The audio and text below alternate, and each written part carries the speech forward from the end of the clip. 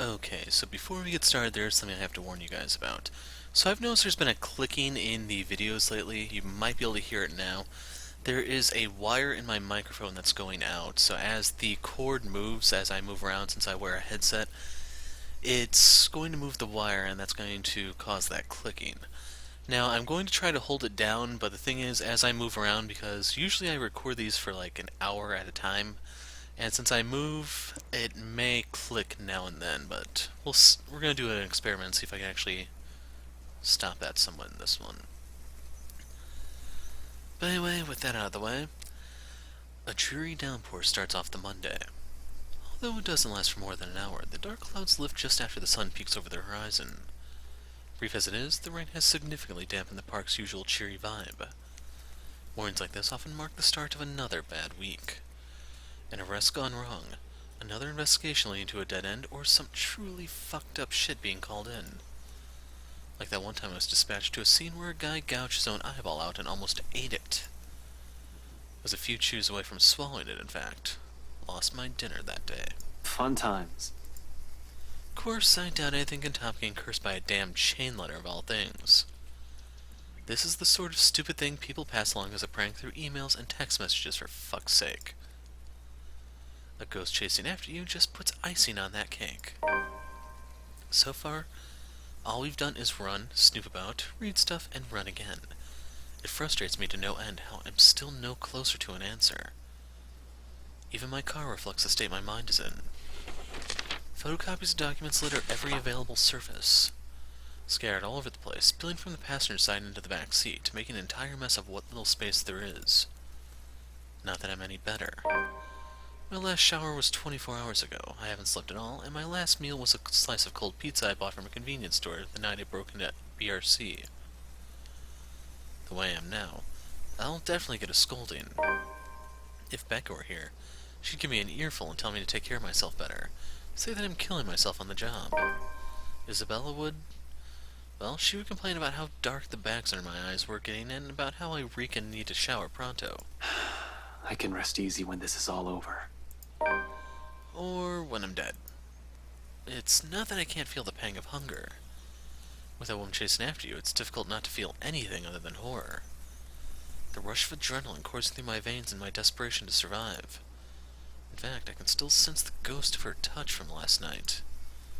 Her bony digits wound tightly around my ankle, and that horrid smile she has on her as she pulls me closer. Memories enough to send a shiver up my spine and make me antsy. Perhaps the only thing comforting about this is the sight of my gun nearby. From my dashboard, sunlight glints off Ophelia's surface. Normally I keep it hidden in a compartment. Luxborn police regulations only allows authorized people to carry firearms, and even those are limited. I do have that authorization, but I never really saw the need for its use when the standard issue tasers are more than enough to incapacitate anyone. So I have to chime in here if you don't know how some of the police stuff works. So, since this is taking place in Britain, I believe they have much, much tighter gun control laws, even on the police. That's why usually when you see the bobbies on TV, they're usually just carrying batons, tasers, and the like. Now, the thing about tasers is, there are certain drugs that in the systems of people will render the taser ineffective. I don't know if it's like PCP combined with cocaine or what exactly, but the single best example of taser failure, I have to say, is the Rodney King incident. So if you ever see the full-length video, not just the loop of the beating, the police hit him with mace or pepper spray, whatever you want to consider their spray. They tased him, and due to the current blend of drugs in his system at the time, these were completely ineffective. And due to the drugs, I mean, he's mentally impaired. He tried to pick a fight with them. They're like the milder means of subduing someone didn't work, and ultimately that led into the beating. So don't think a taser is a fix-all type thing like Ash seems to be thinking when there are a lot of instances where it's going to not do the trick. So there's your self-defense lesson for this video. If not, I can always throw them on their back. Those judo lessons Dad forced me to get as a kid has its uses too. On a ghost though, all of those will probably yield the same result. They're all useless, and might as well use a stick. However, it's the feeling of ease I'm after. or what little of it I can gather from it. The awareness that I, at least, have something to protect myself with in case things go wrong. It doesn't take the edge off, though. The feeling that your whole body has been strained far beyond its capacity. Frankly, I'm already running out of steam.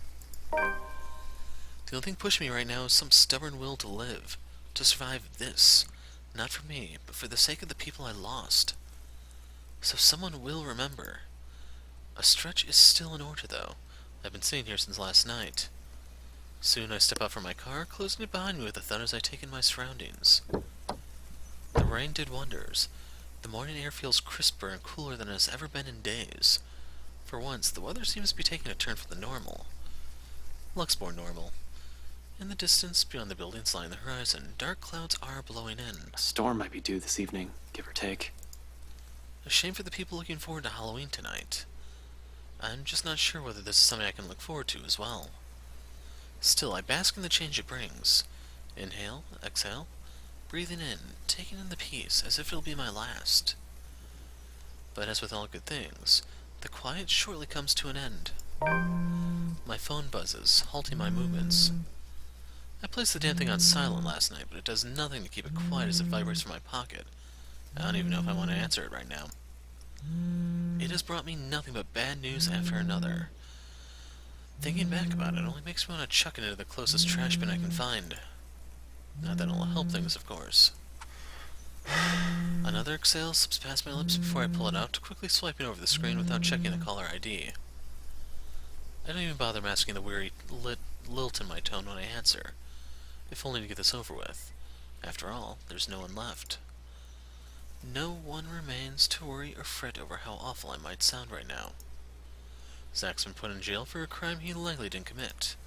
Rebecca's gone, dead. And no matter how many times I apologize to her, Isabella's never coming back. What's the use, huh? Inspector Frey speaking. Good morning, sir. Sorry to bother you this early. What is this about? It's about your friend, you know? The guy I called you about yesterday, the one they got in the night before. Zachary Steele. His hesitant note does nothing to diminish the lump that has suddenly lodged itself at the base of my throat. What are the chances? What are the chances that something went wrong while I'm not looking? While I'm out here chasing ghosts of all things? How is he? Is he doing okay?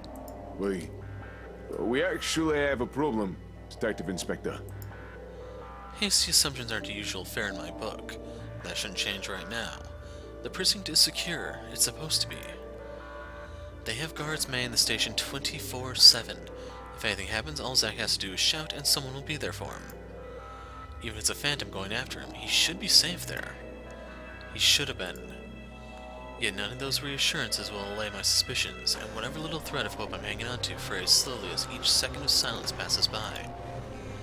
An expectation so weak, faint, I might as well just let it go and prepare myself for the worst. It's a feeble attempt at optimism I will never get used to. This is out of my depth. This isn't my forte. Zach's, maybe. Rebecca's, too. Never mind. Hell, this is the kind of mood Isabella has always unknowingly brought with her. What her eyes often conveyed, what I often found myself searching in her, whenever I looked at them. And no matter how many times I repeat any words of comfort or calming images inside my head, the hollow chill at the base of my stomach refuses to ease. Even my voice shakes when I urge Officer Renz to speak again, gruff and unsteady. The only thing keeping me standing is the fountain's solid support behind me when I stumble back. Officer Renz. Renz, right? What happened? I told you to keep an eye on him, yeah? Your friend, sir, he's... I think it'd be better if you just saw it yourself, sir. This isn't something you should be hearing over the phone. Chief Inspector Lee wants you to report in as well. It's about the case Luke Wright filed yesterday, and... The rest never registers. Rather, my brain refuses to acknowledge any of it, not even the possibility that this might just be a terrible joke. All I can think of is the suffocating dread and the piercing noise, white and deafening, ringing in my ears despite the park's morning hush. There's only Zach. Only the whole expanse of Luxmore, separating me from the only person I believe I have left in this whole fucked up situation we found ourselves in. Along with the voices. Vile ones. whispers that taunt, jeer, and mock. Each vague utterance relentless as I slide back into my car and drive off, body on autopilot, mind in a daze. In this city of 68,000 strangers, I'm afraid, deathly afraid, that I might be the only one left. The whole precinct is in uproar. Officers move in and out from the main work hall with rapid steps, phones blare loudly from the comms room, and calls are being made from the dispatch area. The rest, who has been left standing, watch the whole commotion with a nervous energy. From further back, the chief's voice booms above the uproar. I'm not even shocked. He may appear like the bumbling fool on first glance, but he has kept the city safe for years. For something to happen in his jurisdiction, inside his own precinct, right under his nose, he has the right to be royally pissed. What do you mean you don't know?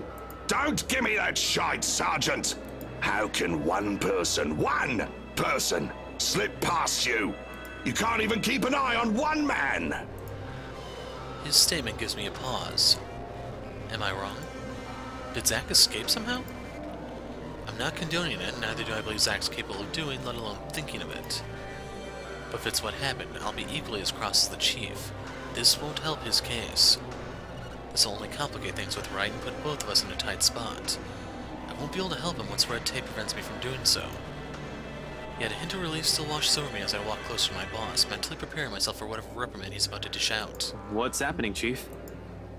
Except he merely glances at me with an inscrutable expression. Although, if I'm going to read deeper into it, I'll say it's the closest expression he can get to shooting me a pitying look. For the first time in my years in the Force, I find myself wishing to hear a reprimand from him. Whatever that stare means, it can't be good. Coupled with the Officer Wren's tone this morning, it does nothing to calm the uneasy feeling in me. Fuck, boss even seems relieved to see me. After the last few exchanges we had these past 2 weeks, you'll think the man doesn't want to see me right now. About time you got in here. I got caught up in something. Sorry, Chief. What's going on? Is there a problem with Zack? He hesitates for a second before his frown eases into a long, dragged-out exhale. I'm not sure if you can call this a problem, Frey, but I'll let you be the judge of that. Follow me. And you, I want your full report about this by the end of the day. It better be good or you are kissing that badge goodbye. The officer he's addressing, the sergeant, a man in his late 20s to 30s who transferred here last year, shrinks back in his chair. I don't quite remember his name. I've only seen him quite a number of times since I'm often out of the precinct. But if my memory serves me right, he's the guy currently assigned to late night shift, at least until this month ends. Depending on how bad this is, he'll either be given a verbal warning of suspension or dismissal. It's not a position I envy him for being in right now. Although, there's not really much time left to feel sorry for him either. As soon as Chief's done roasting the other officers behind the guy, he gestures for me to follow, straight towards the precinct's holding cells. And it's if a switch has been turned off. The moment he steps away from the small crowd, the entire main lobby goes silent. For one reason or another, it feels like everyone's simply waiting for the metaphorical hammer to fall. Even their stares, before we turn to an adjacent hallway, exude the same pitying vibe as the Chief's. All of which I might have easily ignored any other day. People here can be a bunch of gossip mongers. It's only the significant glance Chief throws my way before pushing the door open that stops me. Not there's a need to mull over it. Because the moment he swings it open, it strikes me. A sharp, dry, metallic scent. I've already grown familiar with it over the years. It's another one of those things you'll have to get used to when they start handing you homicide cases. Now, just a whiff of it tells me enough for me to gauge the severity of the situation. This isn't the festering smell you get when someone in the room has a flesh wound. It lingers far too much in the air, hangs far too heavily even where I stand. No. This is what you get when someone has spilled blood all over the room. This is what you get when there's a large pool of it. This is what you get when no one bothers with cleanup for a few hours because forensic work isn't done yet. This is what you get when there's, most certainly, a dead body somewhere. I don't want to think of the who yet. There are simply too many possibilities. Too many variables unaccounted for here to form a single conclusion. However, when the Chief of Luxborn Police refuses to provide answers, a chill easily fills every nerve in my body. Almost in a trance, I follow after him without asking anything or saying another word. For the first time in years, I feel like a damn rookie again. Fresh out of training, newly instated and still on my first homicide case. Except I didn't balk at the idea of seeing a dead body then. Now, as light flashes fleetingly from the far end of the hall, while CSI documents the scene and forensics gathers evidence, the only thing my instinct tells me to is to run. As far from here as possible, as if I don't have 10 years of detective work under my belt. It echoes inside my head like a mantra. It's because you didn't listen. It's all your fault. Why won't you believe me? Over and over and over, rising and ebbing, a tidal wave of thoughts and murmurs surging and crashing against my ear. More deafening than the drum of my heart beats in shallow gasps. Churning and heaving till the cell finally comes into view and I'm afforded a clearer look of what's inside. Death knell unlocked. The whole world stands still. In one single moment, every noise, every smell, every person in the room all ceases to matter the second my eyes land on his prone form. There's only red. Red. Red. Red. Blood everywhere. On the floor where a copious amount of it is pooled. On the walls, smeared on every crack and tile his hands can reach. On his face and shoulders, dripping from every gash and tear, flowing from the hollow gap where his eyes should have been. The custodial officer found him when they brought him breakfast.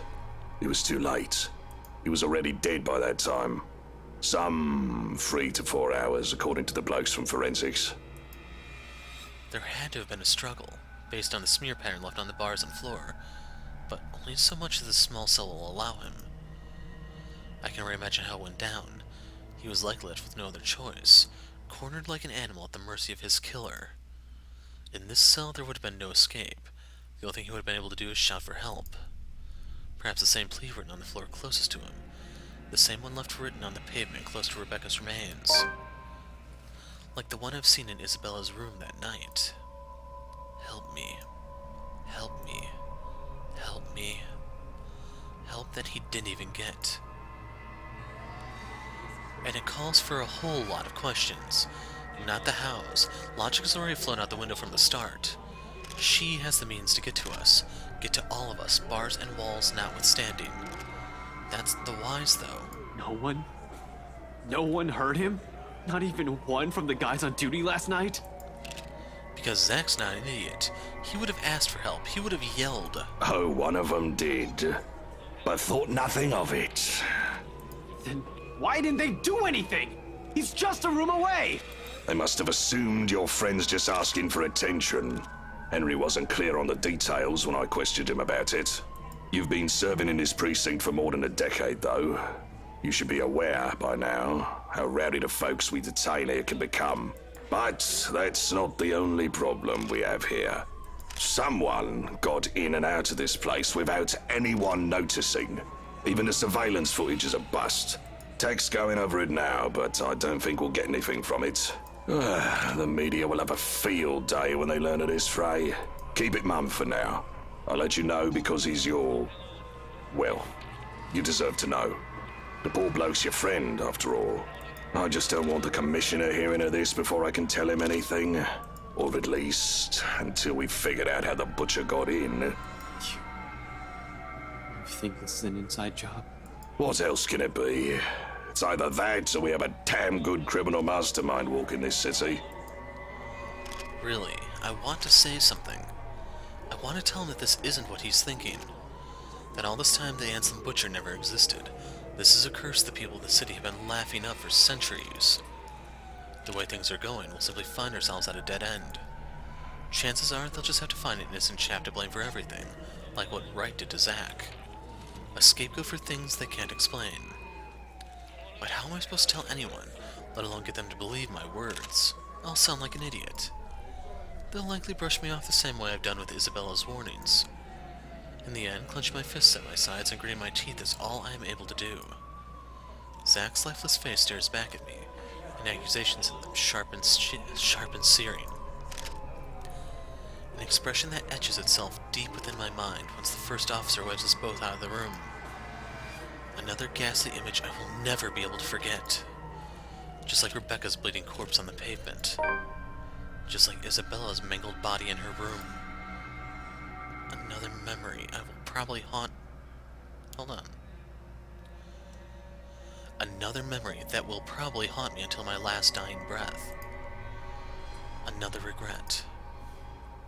Yeah, the proofreading in this chapter is so bad. Chief dismisses me barely an hour later, sending me off with nothing but a light pat and another sorry expression. I'm not entirely sure if that's supposed to be reassuring. There's plenty more to do, a lot of people to call and tell, and it all falls on me. No matter how awful the news I bring will be, it'll be better if this comes from a person his family and friends knows. Still, my body refuses any notion of movement. I don't even want to imagine what his grandparents will say. They're good, kind, warm-hearted people who have given me another family even without me asking for it.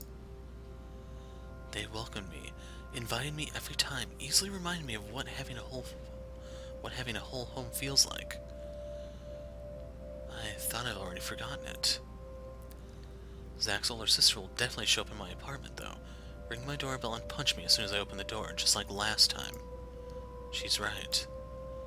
I'm the kind of person who brings nothing but trouble. She's known all along that Zach should have stopped hanging out with me, warned him several times. Zach has often laughed her concerns off. I used to think it's because he enjoys the friendship as much as I do, despite a huge part of it being unspoken between us throughout the years.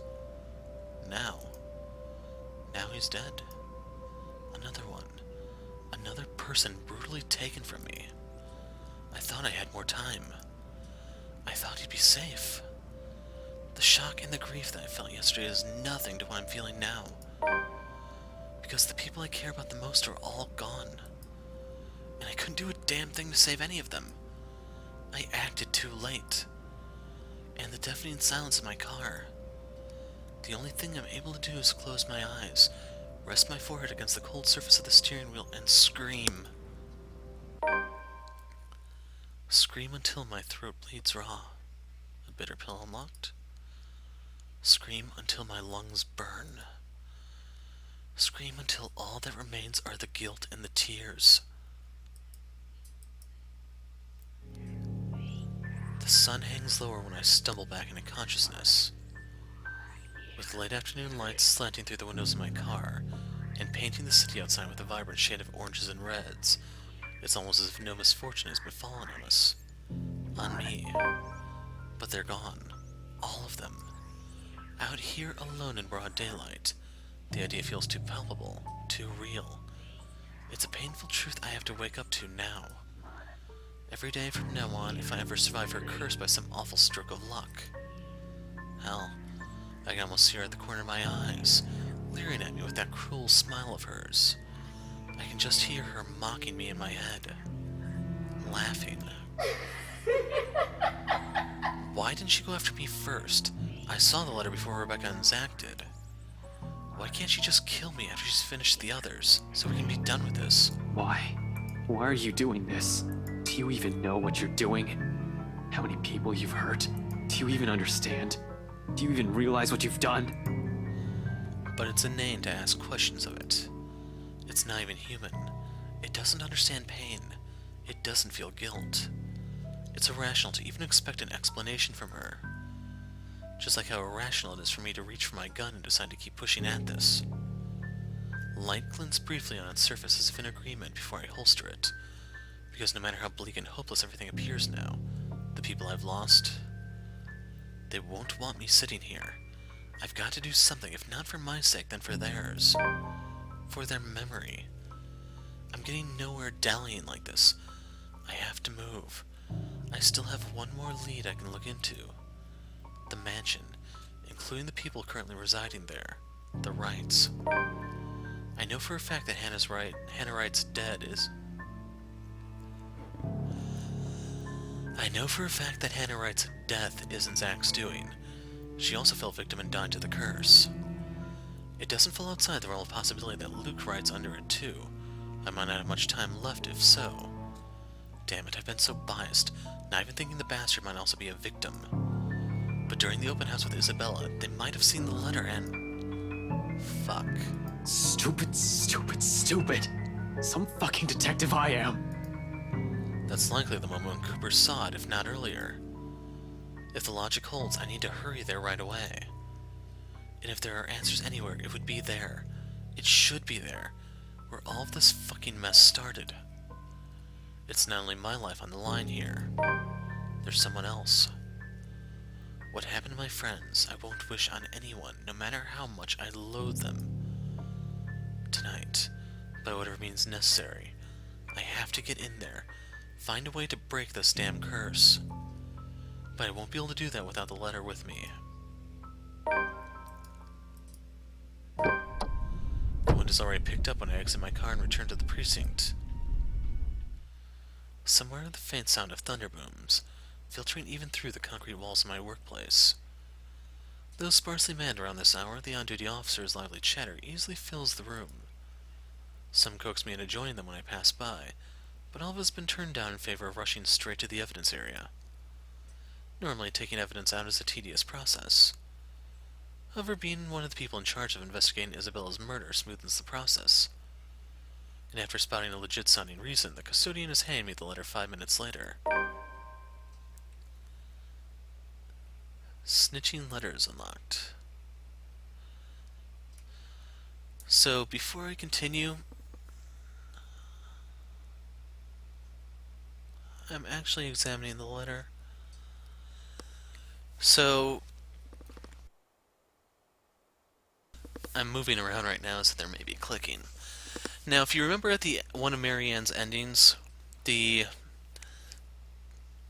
don't know if they were students, but one of the kids did something to the letter. And they basically added this part on the bottom.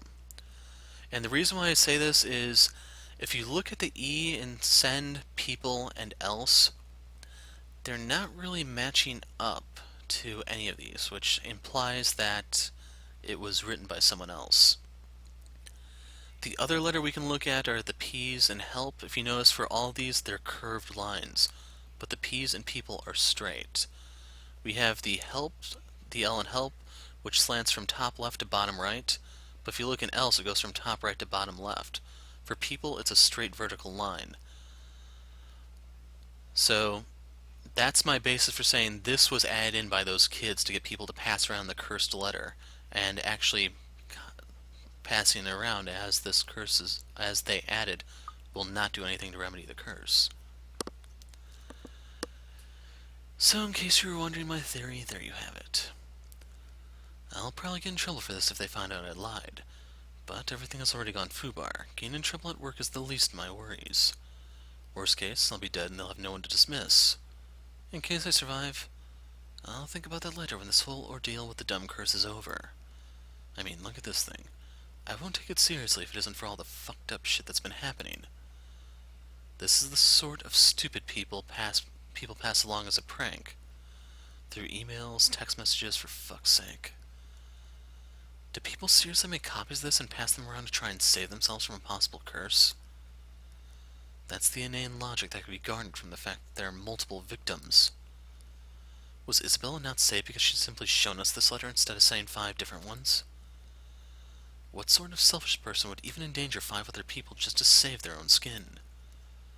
More importantly, what does this have to do with the mansion? There'll be time for answers later. I've wasted enough time here. Quickly, I stuff the letter into my pocket and head back to the car. Within 10 minutes, I'm driving out of Luxmore and heading straight for Anslem Village. In the distance, flashes of lightning light up the horizon, white and sharp against the black curtain of the night. Thunder threatens with a rumble, seconds later echoing long across the heavens. And with one last roar, the skies open in earnest. All Saints' Day.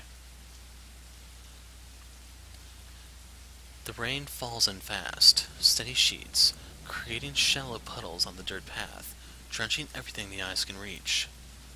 Despite having grown up in the city, I still despise the rain. Living here doesn't mean I have to like it. Lucky me, I've reached the mansion before the downpours turned torrential. The long slog from Ansem Village by foot has already been made difficult by the light drizzle and biting winds buffeting against my body every few seconds. By the time I found cover under the trees lying in the vicinity of the mansion, my shoulders are already drenched. My hair is also sticking against my skin and out in every possible direction.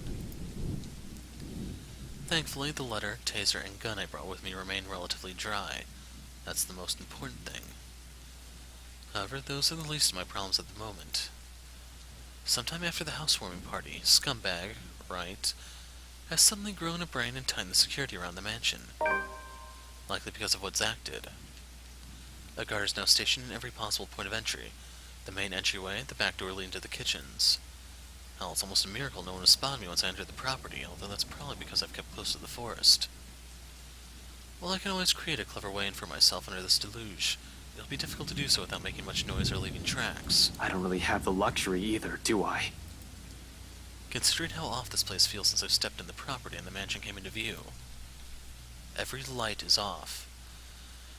Even with the security personnel on patrol outside, the whole house itself feels empty, eerie, too quiet. Normally I'll pass it off as some kind of a power outage because of the storm. It's not a far off conclusion when this place is almost in the middle of nowhere. However, something just feels wrong.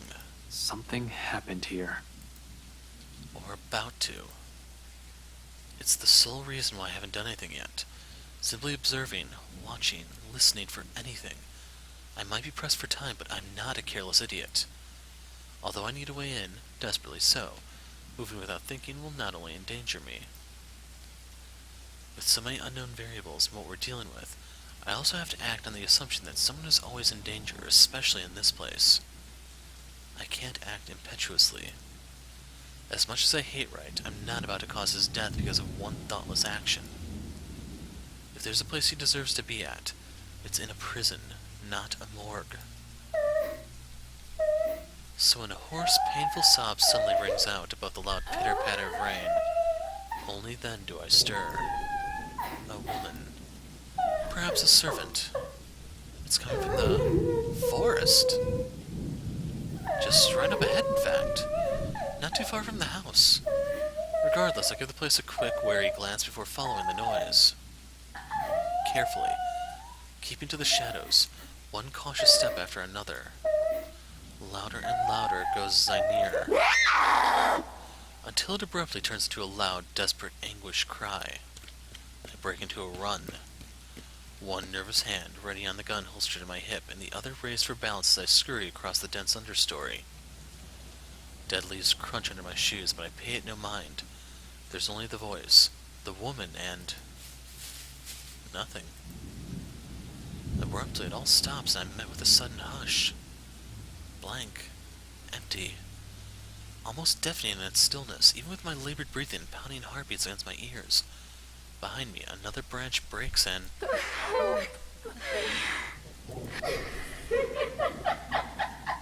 dread surges within me while I spin around and take a hard step back, ignoring the chilly pinpricks crawling at the back of my neck.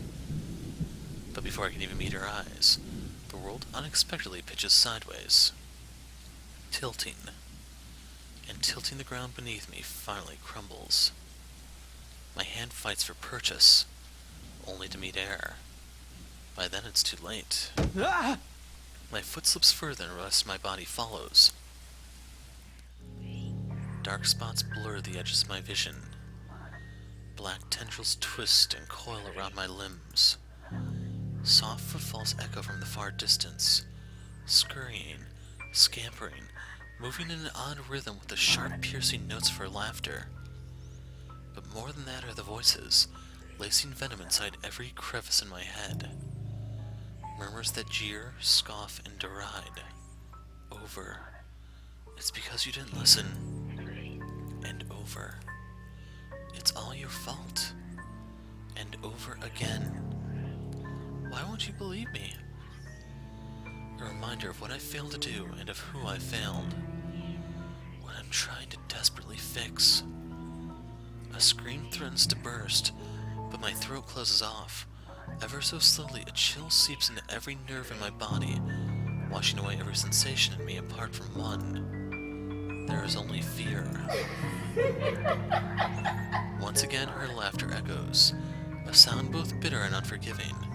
It is the last thing I hear before she reaches for me. The ground trembles. The world slows to a stop. Half darkness greets me when my eyes finally snap open. A soft patter of dripping water somewhere, spurring my consciousness further. For a few short moments I remain still, blinking away the dizziness, allowing my vision to adjust to the lack of light, and my breathing to even out first before pushing myself up on one arm and attempting to stand. Turning alone in a struggle is a struggle all on its own. An inch of movement sends a stab of sharp pain right up my arms and my back, giving me another pause. Shit. I hope I didn't break anything. Fuck.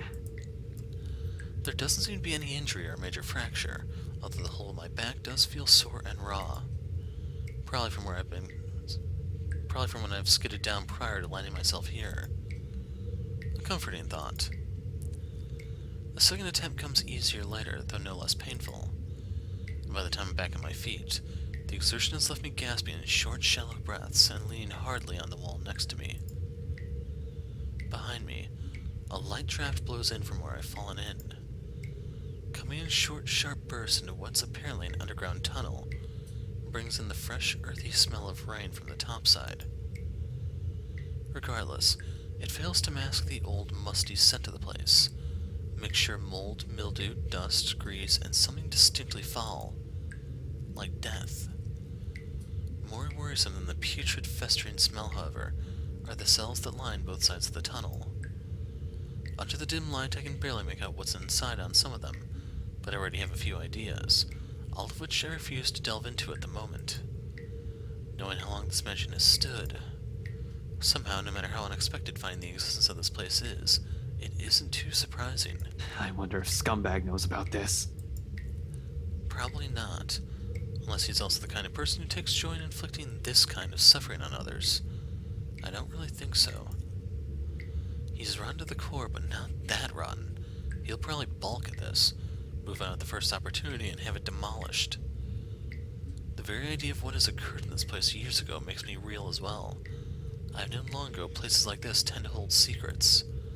This, though, if this is just the tip of the iceberg, I fear what I may discover in the mansion itself and the tale behind that fucking letter. But fear's inconsequential. As unpleasant as the sight of this is, this place might also be the only way for me to get inside unnoticed. Sighing and taking one last gulp of clean air, I push away from the wall and delve deeper into the passage. Let's just hope it'll be smooth sailing from here on. Turns out it is, for the most part. The path rarely deviates, no sharp turns or branching routes. Just a long, empty hallway stretching out before me, filled with nothing but dust, dirt, and a few rusted chains scattered about. The only problem is having an overactive imagination, and walking amidst a place shadowed by death. Every sound, every sudden movement, even the faintest of it spurs it.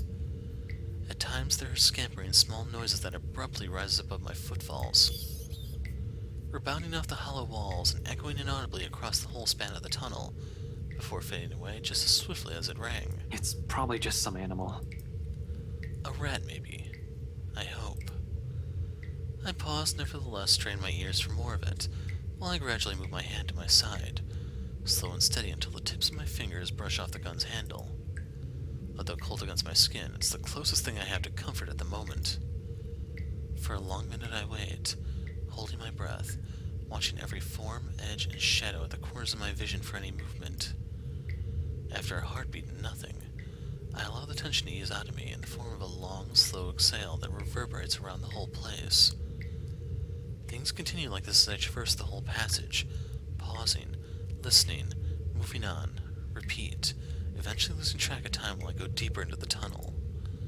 Until finally, the corridor ends with a sight of light slanting from a door left ajar. On the other side, from whatever little glimpse the opening offers, I spy bottles lining the walls and liquor barrels for aging. The wine cellar. Right into the kitchen then. More than eager to get out of this place, I quicken my pace. But as soon as the door is within arm's reach and I push it open, a foul, putrid scent assaults my senses. A heady mixture of odors akin to a rotting fruit, decaying meat that catches me completely off guard.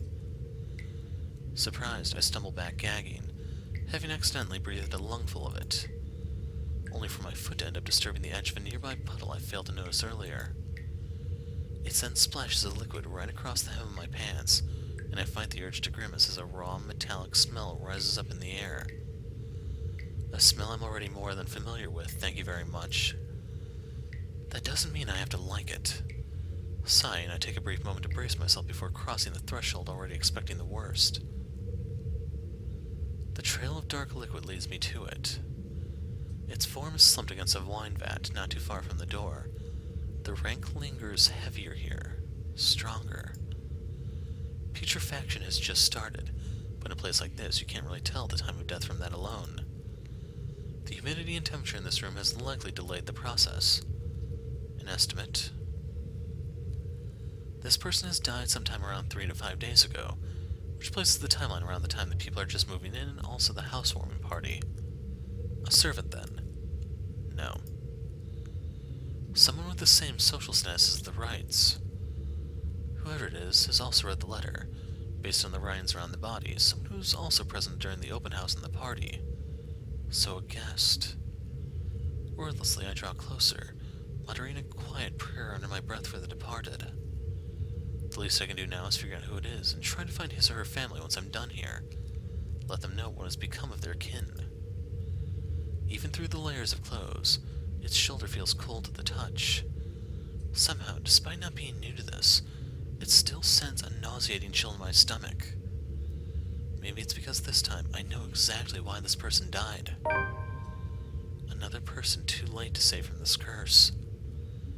Ignoring the dread gently, I give the blazer a pull. Requiescat in pace unlocked, which is basically rest in peace.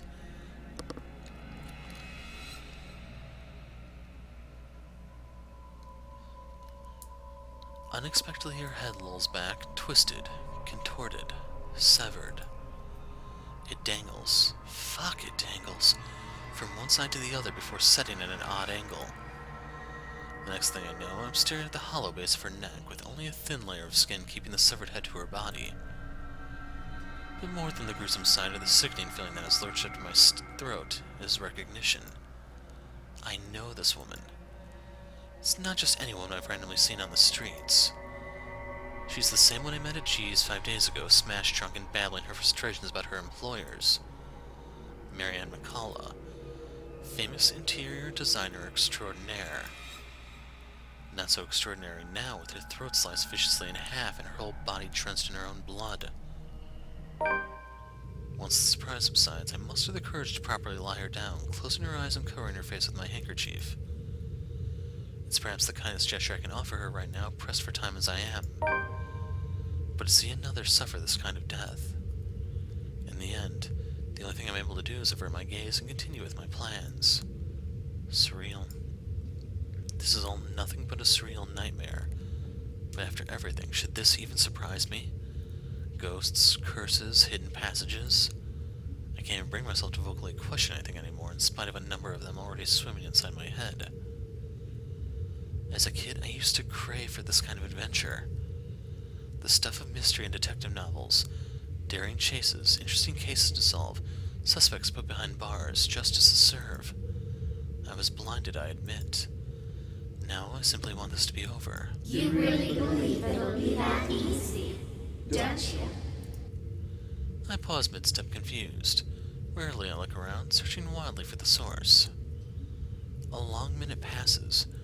No one speaks again. Breathing out a sigh of relief, I simply continue, this time treading lightly, careful not to make a sound. Up ahead, I can already glimpse a set of stairs. That must lead to the kitchen. Getting unnoticed in the wine cellar is not a problem, but if someone's upstairs when I pop up... Well, to say it'll be complicated might be a little of an understatement, especially if that butler's in there. Zach wasn't even able to put up a fight. If I get caught, no one else will be able to fix this. See? So full of yourself, aren't you? This time I'm sure. there's really a voice. Well, voices. Despite standing only a few paces away from the exit, I find myself stopping and looking for it. Searching the immediate surroundings for the familiar form of the woman. I don't even have to venture too far from where I'm standing. Just an arm's length away from me, a mirror stands. And from it, they speak. All singing the same mocking tone against my ears, letting it echo throughout the small undercroft. Murmurs and laughters, jeering, scoffing, deriding, lacing venom into every crevice in my head, taunting me. Look at you, mouthing off like some hero. You can't even fix your own silly little problems. You haven't really changed, have you? Useless. Pathetic. You're wrong. My mistake lies in this first instance I've answered. The very second denial has slipped from my mouth. The words have also seeped in my heart, allowing it to prod at it and rouse my temper. Despite knowing they are merely doing this to goad me, each word, each syllable trickles into me, spurring the guilt I've long kept buried. Are we? Or is that simply what you've been telling yourself all this time? Something to make yourself feel better, perhaps? What about Zack? Wrongfully accused. You couldn't even get him out. What about Becca? Oh, the way she fell to her death. But all you did was watch. What about Isabella? She warned you, didn't she? And you think you deserved even an ounce of her love? Did you think this'll bring her back? You can't even save her. You can't even do anything for her. They're all dead because of you. You're the one who took that letter off Isabella's hand that day. You're the one who opened it. How does it feel, I wonder? To know you're responsible for all of this. For their deaths. What do you think I'm doing? Why do you think I'm still trying to fix this? Oh, but you can't. It's already too late. And you know that. You know all of this is futile. Just face it, Ashton Frey. You're a failure, and they are the ones who have to pay for it. A badge and a gun, and you still can't protect your own friends. Can't even solve a case for an old man. Can't even bring Luke right to justice. Can't even keep his own family together. No wonder they left you. Before you do the same thing to them. Mom and Dad are better off without little old you, aren't they? It's a good thing they had the sense. Pitiful, isn't it? Some detective you are. Some friend you are. Some son you are. You might as well just throw that rank away. You're no use to people either way. Shut it! I hate this. I hate how this monster can easily get through to me. Every weakness, every insecurity it knows. To hear it said in my friend's voice, even more so. What I hate above all of it is... You know it's true, though. All of it. It's why all you can do is tell us to shut up. You don't want to hear a single word, because you're already aware of it. You can't even admit it to yourself. Who's the coward now? But no matter how hard you try, you're not gonna be able to say any more. Shut it! Not a single word anymore! In the end, your own incompetence led to the deaths of everyone you cared about. It laughs, sharp and piercing. At its sound, something in me snaps. A rage hastily unfurling, red, filling my vision. And the next thing I know, I'm raising my hand and my fist connects to its surface. Broken spirit unlocked. It shatters, renting the air with an ear-splitting crack, sending fragments of it on the floor. The fog from my mind lifts. Every sound, every noise returns to me, flooding my every senses. All at once, there is this deafening silence. Slowly, I become aware of my surroundings. Bottles of wine, barrels of liquor, the faint old scent of death and decay somewhere, and the small cuts at the back of my fingers. Blood drips from each digit, trailing down my wrist until it disappears behind my sleeve or falls to the floor. Not too deep, negligible even. There is a pain, however, a different kind, An ache somewhere else that stems not from the wound, but where every single word has hit. On the ground, shards lie lifeless now. No more voices, no more insults, but even as I walk away, one whispered taunt continues to ring in my ears. It's useless, Ashton Frey. You are going to die. And you are going to die alone. A fear. One that has been kept long in the darkest place of my heart. One that a small part of me wishes for. The trapdoor swings open without much fuss. It is even locked, probably left open for when Wright asks for some midnight snack. I make sure the coast is clear, of course, before I pull myself up. The butler of theirs is nowhere to be seen. He's probably sleeping, attending to his master, or doing some extra late-night work before turning in for the night. Meanwhile, Wright won't touch anything to do with menial chores, not even with a 10-foot pole. It's next to impossible for him to linger here. No servants. No anyone. And just as easy as that, I'm in. Gently, I close the hatch. If things go well, the same path will be my way out. If my luck doesn't hold, it's not an option now, is it? I really don't want to think what might happen. Sometimes it's best if I simply revel in the little victories. There are great blessings when everything else is going against you. And in a place like this, fraught with unknown dangers, it's a feeling that lasts only but a second. Suddenly a sob. Ringing out from some distant part of the house, echoing through its empty halls. My shoulders immediately tenses, hairs raising the back of my neck, as a sudden chill passes. This, despite myself and the beliefs I've long held. Because as much as I want to convince myself that nothing's wrong, my experience tells a wholly different story. What are the chances I'll be able to leave this place alive? I want to be optimistic about it, really. However, I'm going against something almost everyone can't quite understand. I'm just being realistic with my chances. Beyond the walls of this room, the cries continue to grow louder. With a ragged draw of breath, heavy with apprehension, I slip out of the door. Like a siren call, her voice beckons. Finding out who that is seems a good place to start as any. So I want to see how much is left. I'm going to break my rule about the tree. If we're really close, I'll do this all in this one video. If not, we're going to have to put a break real soon. Oh yeah, by the way, in case you're wondering, a lot of these are based on who lives, who dies, so that's why some of these are locked. I'll talk more about the tree when I give my end-of-game review, but yeah, there's still quite some length to go, so we'll put a break in a little bit. I keep to the shadows for the most part. Not that there's any need to. The entire place just feels empty. Odd, when a house this big should have a large staff. You'd think there'll be one or two roaming about for some late-night chores, or someone seeking out whoever's creating this ruckus. There's none, however. Shouldn't they have security posted inside as well? Unless their security means the butler. Though I doubt Scumbag's that sloppy. He loves his life more than anything. Probably more than his own wife. And the things he's done, he's bound to make more than an enemy or two. He's also the kind who'll do anything to keep himself safe. Alive. I wonder what he'll say when he finds out that there's something not human living with him in his own house. Potential dangers aside, being on my own grants me a greater degree of mobility, which I'm more comfortable with. With no tag-along, I only have to worry about myself. Watch my back. Selfish, I know. But necessary.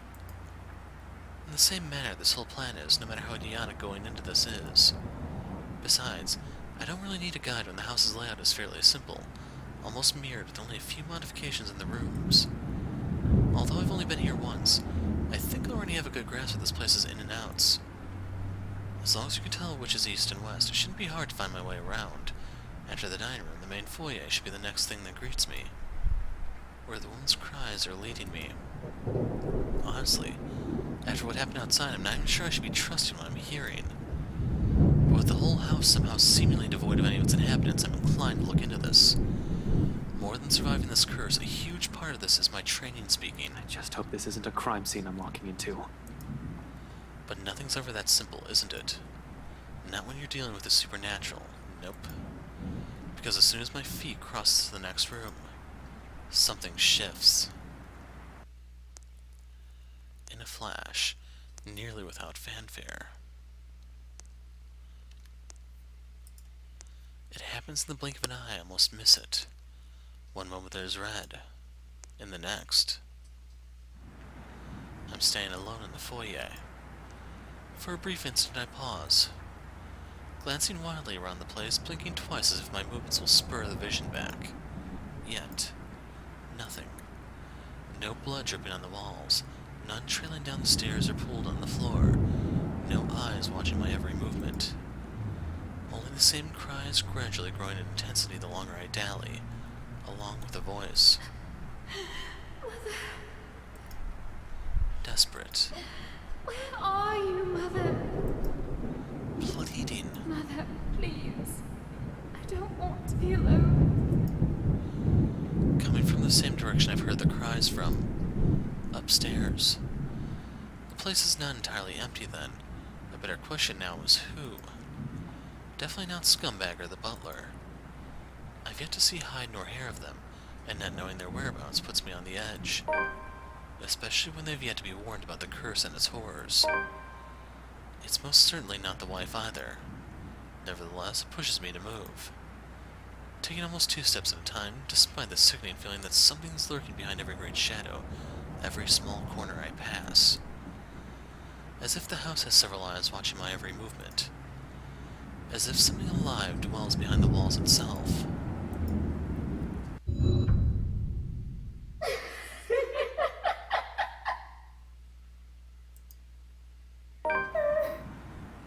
I try to shake it off, but the uneasy sensation has already made home at the pit of my stomach. Dread, and it only grows deeper the closer I get to her. The relative emptiness of the place doesn't help either. Neither does the harsh wind battering the windows nor the sheets of rain pelting down the roof. For a fleeting second I find myself wishing for Scumbag to simply show up. I don't get too far down into that train of thought. Abruptly, the cries stop, replacing it with, Please. She's here. She's here, Mother. She's going to take me. She won't leave, Mother. I don't want to go with her. Tell her to go away. Mother! Mother, she's here! Help! that can't be good.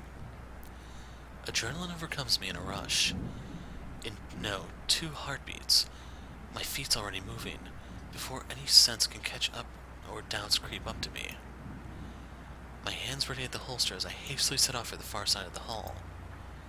One alarm footstep after another, while struggling to keep that sense of panic at bay. A door lies ajar at the end and coming from the floor above. She's going to hurt me! Help me! I do not hesitate. Moving in despite the lack of light, the steep stairs, or the thick layer of dust kicking up with my every step. I pause only a moment upon reaching the top. Then without wasting a second, I push the door open. She sits in the middle of the room, shoulders hunched, shaking. Her hands cover her face as she weeps, oblivious to my presence. It's as if she has heard neither my footsteps nor the soft creaking of the door, continuing undisturbed like I'm standing in a time far removed from her. She doesn't even flinch when I call out to her. Hey, are you alright? Mother, I've done it, Mother. Take me with you, please. Wails the night unlocked. I can still hear her. She's here. Help me! Help me, please! Belatedly, I notice the blood on her hands. If it's the same one drenching the whole attic, I'd rather not know. How the whole room has ended up like this is the least of my problems at the moment. Even the single human body doesn't have this much blood. So, bodies? The thought sends an unpleasant twinge in my stomach. Does Wright even know about this? He's bad news alright, but this? This is beneath him. He'll definitely balk at the first sight of it. Anyone will. Yet the woman lingers here, unmoved by the sight, letting her sobs fill the room. Repeating the words over and over again like a prayer of salvation. To whom? The mess of parchment she has left on the floor? Just what the hell is happening? Hey, lady, are you? The rest of that question never makes it out. I don't even see it coming. Should have been more aware and on guard, really. But there's little I can do when a well-placed blow to the back of my knees makes me stumble. The momentum alone sends me reeling forward. It barely registers my head that the woman's gone in the room's as normal as it can be. Not above the pain suddenly shooting at my side when I hit the floor. Before I can get my bearings back, a hard enough blow to the head makes everything go dark.